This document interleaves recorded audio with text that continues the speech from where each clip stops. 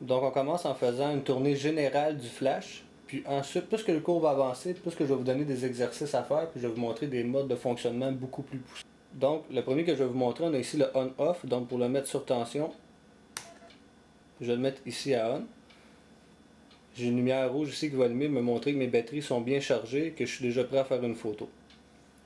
On commence avec l'éclairage de l'écran LCD. Donc pour avoir de l'éclairage, juste ici, à votre gauche, vous allez voir une espèce de petite ampoule et marqué C.FN pour fonction. Je vais appuyer dessus. Maintenant, je peux éclairer mon écran pour bien voir.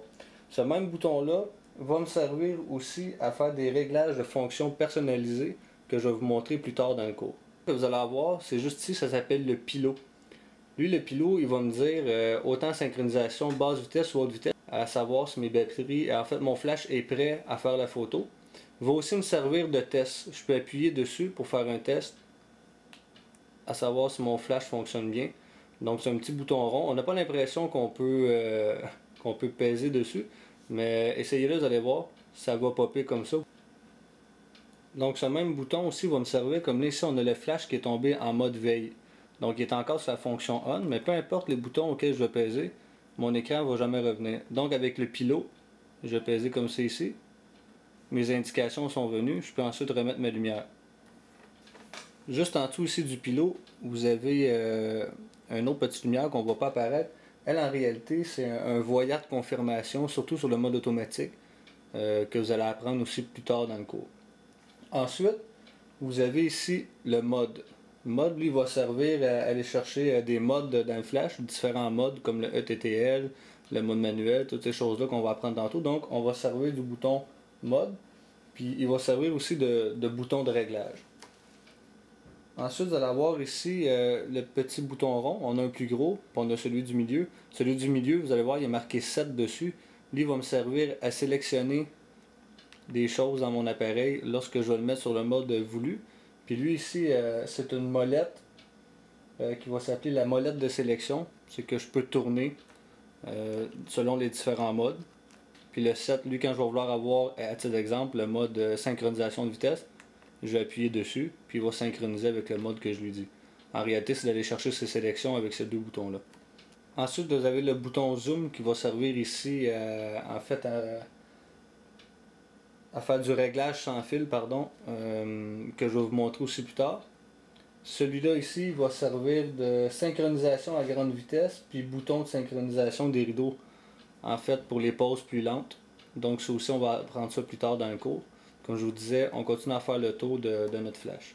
Et puis vous avez ici le push, vous allez voir, c'est un petit bouton ici sur le côté. Il est écrit push. Lui en fait c'est pour incliner la tête de mon flash de gauche à droite, comme c'est ici. Donc j'appuie dessus. Si je le relâche, ben, il va se retrouver barré. Donc quand je vais tourner la tête du flash, j'appuie dessus. Vous n'êtes jamais censé forcer, juste comme ça ici. Puis selon l'appareil que vous allez acheter, ben, vous allez avoir différents angles. La même chose, si je veux le relever, je pèse dessus, j'appuie dessus comme ça ici. Je peux le relever et le descendre. Vous allez avoir des numéros en haut, c'est les degrés d'inclinaison que vous pouvez utiliser pour votre flash. Sur le côté ici, vous allez voir une petite porte. En fait, c'est pour y mettre mes batteries. Comme ça ici. Donc j'appuie sur le bouton et puis je l'envoie vers la gauche, ça va débarrer. Ici, vous allez y retrouver les batteries. Je vous conseille d'ailleurs de mettre des bonnes batteries dedans, alcalines et idéalement de marque.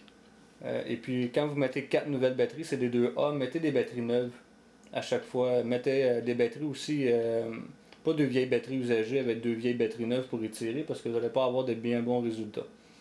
D'ailleurs, soit dit en passant, consigne de sécurité, quand vous faites des photos en rafale avec un flash, évitez de faire plus que 20 photos à la suite.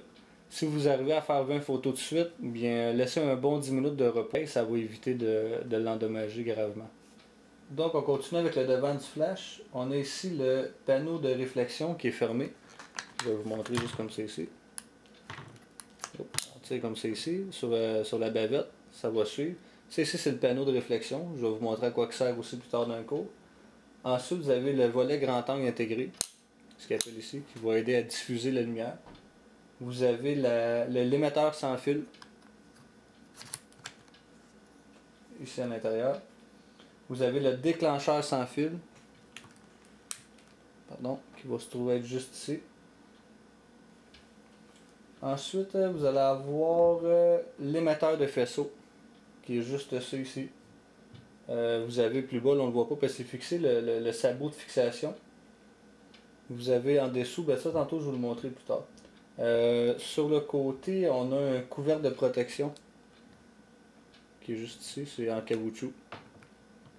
Donc on a ça ici. Vous allez voir l'autre couvercle de fixation qui est juste ici, c'est pour la fixation de la lanière.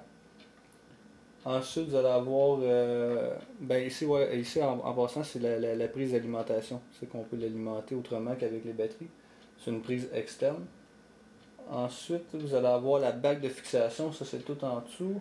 Donc ici, vous avez la griffe de verrouillage qu'ils appellent. Puis juste à côté, dans le petit rond noir, c'est les contacts. Quand je le mets sur le dessus de mon appareil, ici, vous allez voir, c'est marqué lock. Donc je fais ça comme ça ici. Puis il est bien pris après mon appareil. Au départ, quand j'ai commencé à faire de la photo, il y a 5-6 ans, j'avais la fâcheuse habitude de prendre mon appareil photo par le flash. Quand je le mettais sur mon appareil, je vais vous donner un bon conseil. Faites jamais ça parce que de toute façon, vous allez créer ici un lousse. Puis le risque qui débarque en fait, puis qu'on échappe l'appareil, il est assez élevé. Donc à ne pas faire.